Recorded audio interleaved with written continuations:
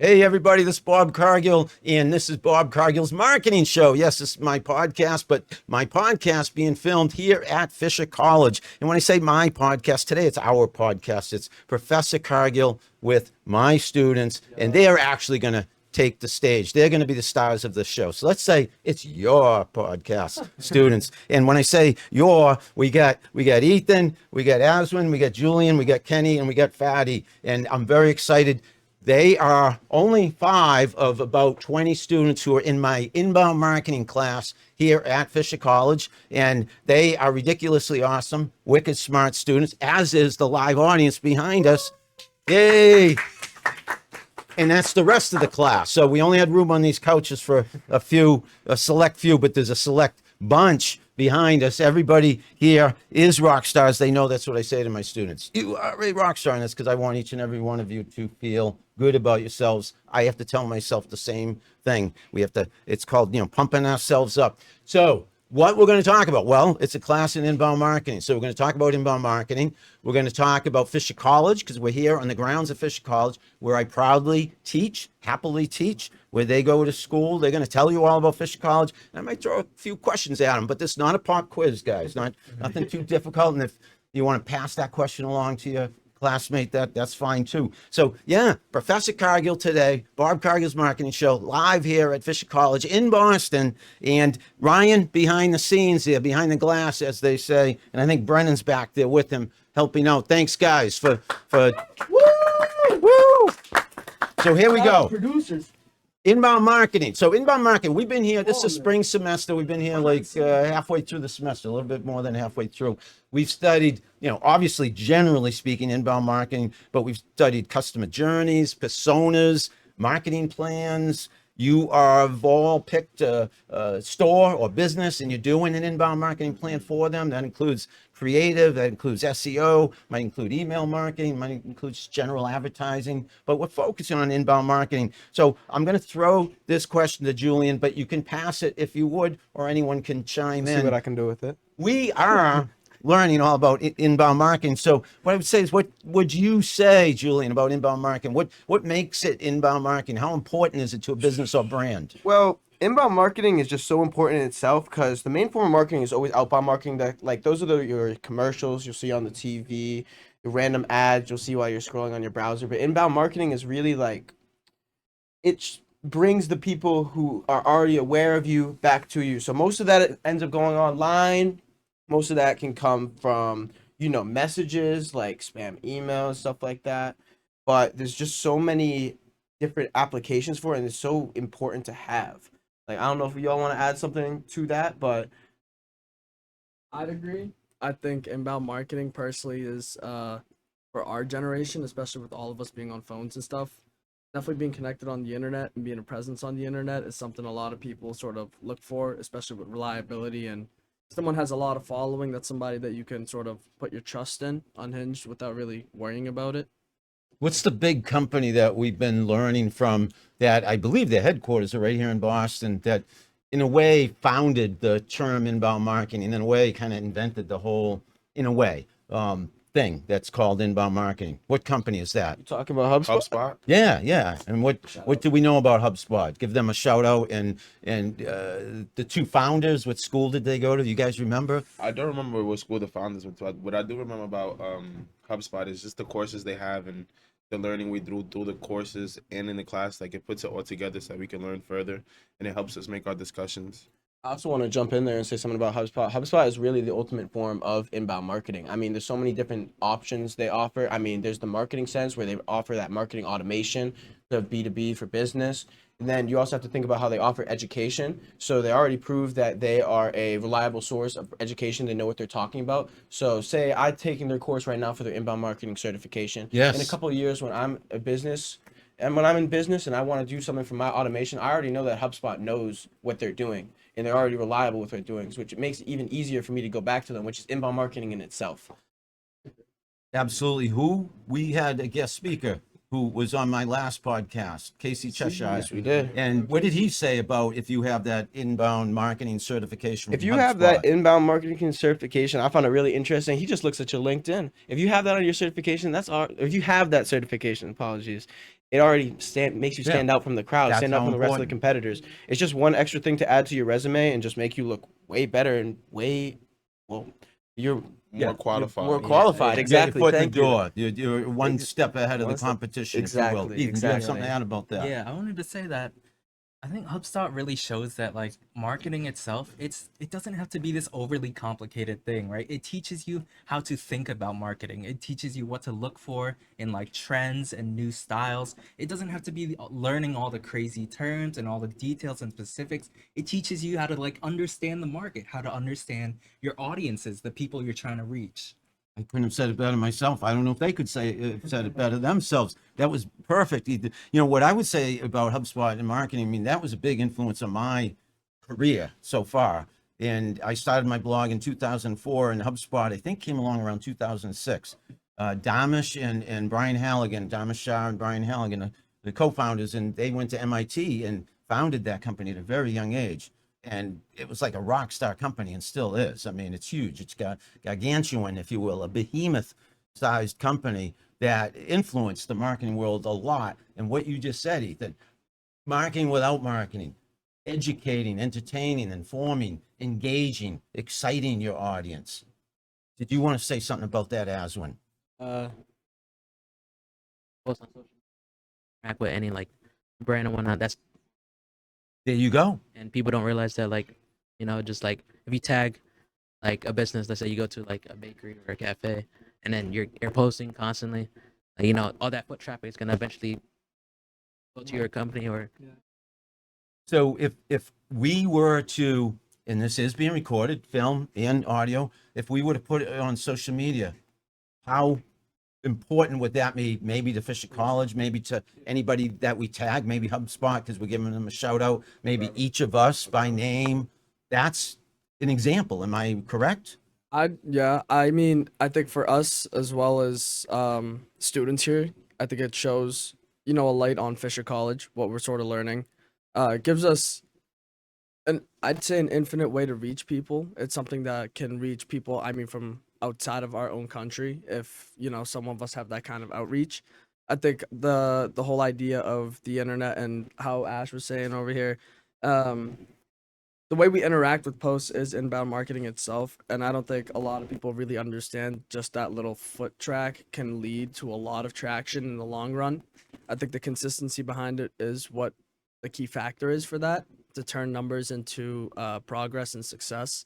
So I just wanted to agree with Ash on his statement. I think that was a big statement to really remark. Absolutely. So some of the assignments, thank you, Fadi. Thank you so much. Some of the assignments we've had up until now, you're all in groups with our live audience. They're part of the groups. They're part of the class. You were the ones that got to the couch first, if you will. There's only so much room here, but we have picked businesses and brands and are doing an inbound marketing plan. Unbeknownst to these businesses and brands, maybe we'll get to present those marketing plans to those businesses and brands. But we've done a customer journey. We've looked at the personas. We've done a social media audit. Can anyone take a pass, or does anyone want to be the educator in this case, talking about what is a customer journey? Explain that. Why is it important for a business or brand to know the journey its customers take? Looks like Kenny's ready. Yeah, so the customer journey is just the overall experience that a customer has with a brand, from getting to know them initially to the end result of them buying a product and coming back or never coming back to the brand. Hopefully they come back, and that's why the customer journey is so important for a brand to understand, because now they understand how to hook people in more, what it is that hooks the people in, and what it is that retains customers. Yeah, and all the different touch points so that you understand how to market to them, how to help nudge them along, if you will, or greet them, if you will. I don't always mean literally, but figuratively. The business or brand understands what it takes to attract, to engage, to excite their customers and prospects. You have something to add? I can tell Julian. So when it comes to customer journey, I've agreed with what he said, but it also has a lot to do with like the ups and downs of it. So it helps to understand as well. It's not like your perfect experienced with it. It's your most typical. Yeah. So when you're making a customer journey map, you got to think about some of the more difficult things that a customer could set them off, maybe not make them want to come back, so that you can further. You good now? Yep, all good. Yep. So that we can further what's the point I was gonna make? Further understand the actual journey and the difficulties. May not want make them want back and fix that as a business to help. And I think to add on to it, what makes it very helpful is what my group did, where we make multiple customer journeys with different personas. I don't know if anybody wants to explain what a persona is. Go ahead, Kenny, please. Or and then pass it to explain? Fadi right next to you. I will. So when you make it for the different personas, it shows like sometimes they interact with different touch points. For example, you can get introduced to a company through their Instagram versus you can just walk by a bookstore and say, "Oh, hey, look at this bookstore. Let me check it out." So I think that's why it's important to have different personas.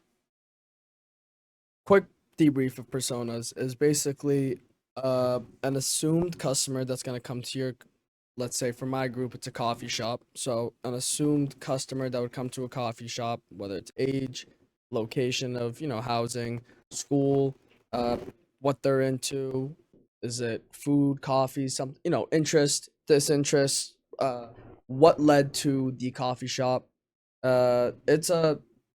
It's a broad range to be able to at least grab an idea of who your customer or target market is and be able to branch off that, which is connected to the customer journey map that Kenny explained. Awesome, Fadi. And Ethan's going to explain or touch upon, if you don't mind, content, because when you have those touch points, those interactions with your customers, your prospects during the customer journey, what's the importance of content that you create? And can you describe a few different types of content? Well, the importance of content that you create when looking for customers is that you create content that kind of shows people what your business is about and like what you're trying to provide to them, right? Because a lot of times when they see a company, they might see your brand, and it can be difficult to understand what some brands or what some companies are about. So it's important to make content that shows understanding. It's easy to understand and gets your message across.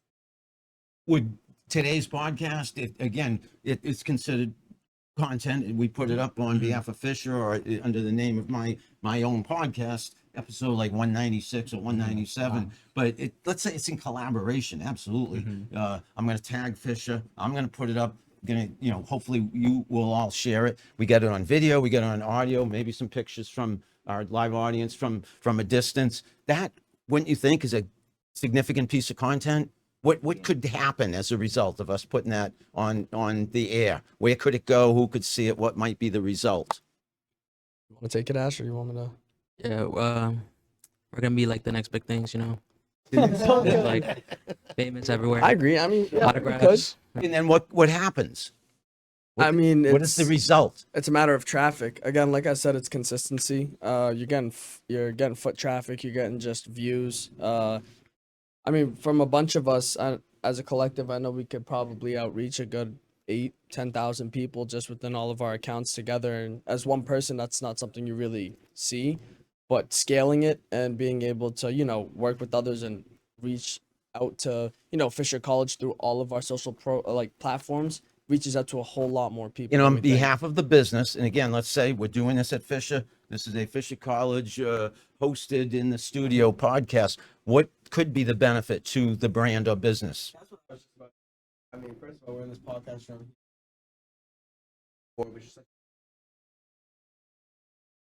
So, and sorry.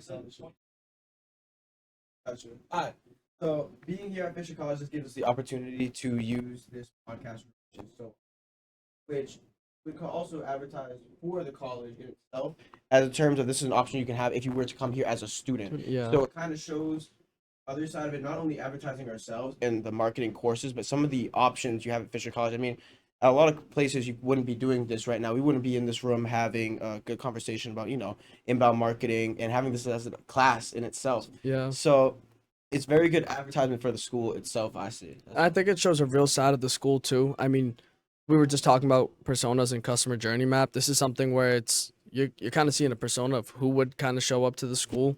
the kind of people around the school. I mean, it's a great community when you find your people for sure. This is So, content. This Yeah, is exactly. marketing without marketing. Not that that's what we intended, but it's putting something up on social, on the internet. Not possible really before the internet.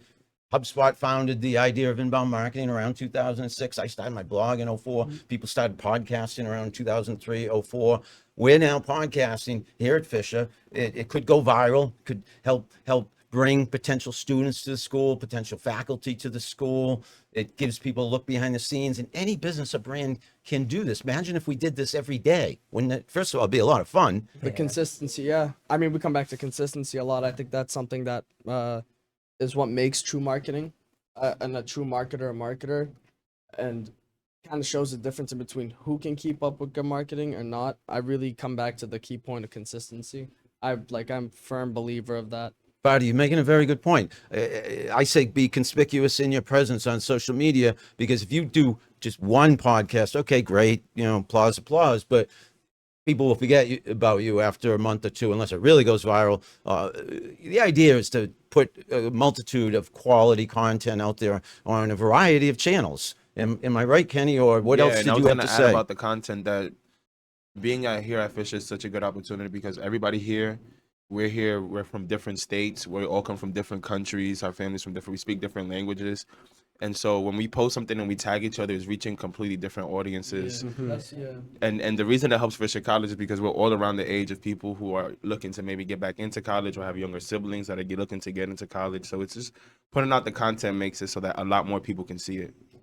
So I should have asked you all at the beginning to do what I'm going to ask for you now. You just made me think when you said you're all from different parts of the world, and you're different personas to a degree for who a prospective Fisher College student would be. How about, within a minute or so, each of you take time to introduce yourselves and say what it is about Fisher College that attracted you here, what you're enjoying so much about it, what you're enjoying maybe, hopefully, about our class together, inbound marketing, and anyone can go first. You guys can go in the order that you would prefer.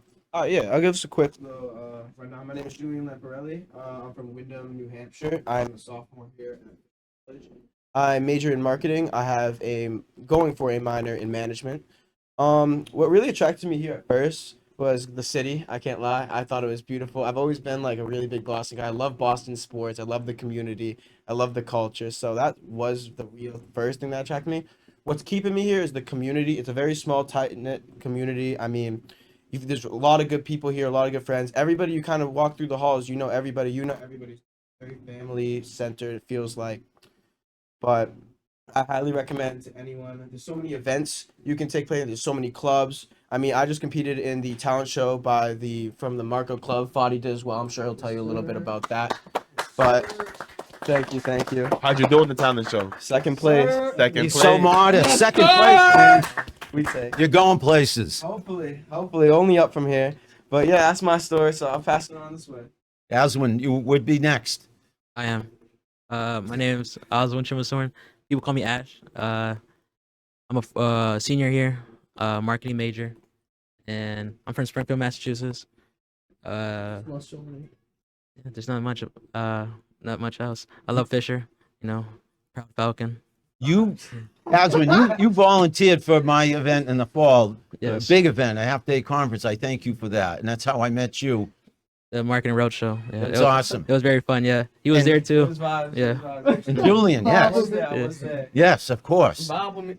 and Logan, who's behind the scenes, was there, as I recall. Yeah. Woo! Boston Celtics. Who's number 46? Number 46. I do not know. I didn't mean to catch you off guard. I don't know either. You asked me anything from 2008 and beyond, I could probably name. It's the a cool jersey. jacket. Yeah. In the interest of time, let's keep things going around the room. Fadi is next. All right, y'all. So what's going on? My name's Fadi. I'm from Lynnfield, Massachusetts. I'm a senior here. My major is entrepreneurship, concentration in business management. I love Fisher, just like how these boys said. I mean, you can clearly see these are all friends right here. Good family. It's close knit, like Julian said. It's not a typical college set. It's not a closer. typical I like it in sense where I feel closer and have more outreach to my professors. I'm able to sort of communicate more one-on-one than I would in like a 100-person lecture. So it's nice to get that closer feel than sort of feel like a one of 20,000 students enrolled in a college and sort of got forgotten about. But yeah, I think the faculty here is great too. Everyone's very, close to you. I mean, shout out Arthur, the advisor. It's my guy. Big ups. Yeah. Yeah. Kenny, go ahead. Thank you, Fadi. Awesome. I'm Kenny Herrera. I'm a business major. I have a minor in marketing. What attracted me here to Fisher is, like they said, it's the low ratio of students to faculty. We all have like genuine connections with the faculty. Like, we run to our favorite faculty members. We all tell them good morning. You know, shout out Donna Brady. That's my advisor. Yeah.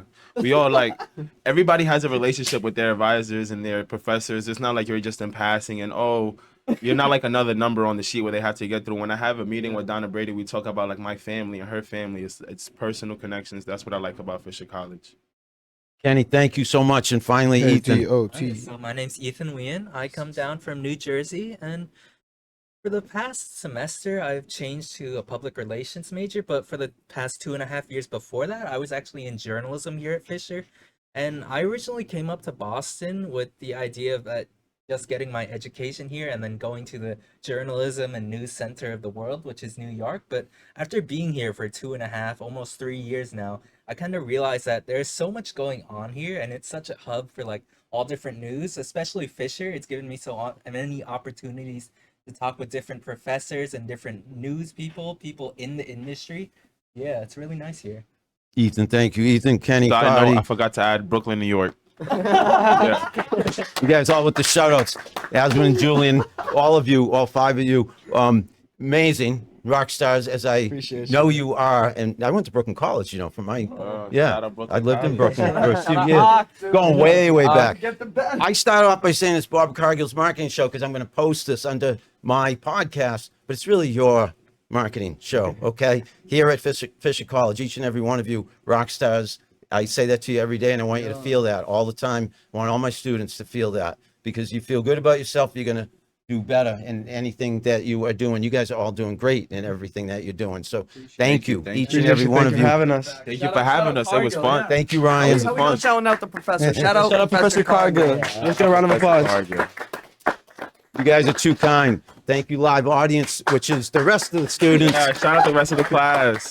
So Ethan, Julian, Aswin, Fadi, Kenny, and Brendan behind the scenes, and Ryan behind the scenes, and then all our live audience. That's it for this episode of Bob Cargill's Marketing Show here at Fisher College. And I should say it's your marketing show. And thanks, everybody. We'll be back soon. Thank you. The Instagram. Thanks for listening. Thanks I for make watching. music. Fadi Dahib. Shout out. Rockstar.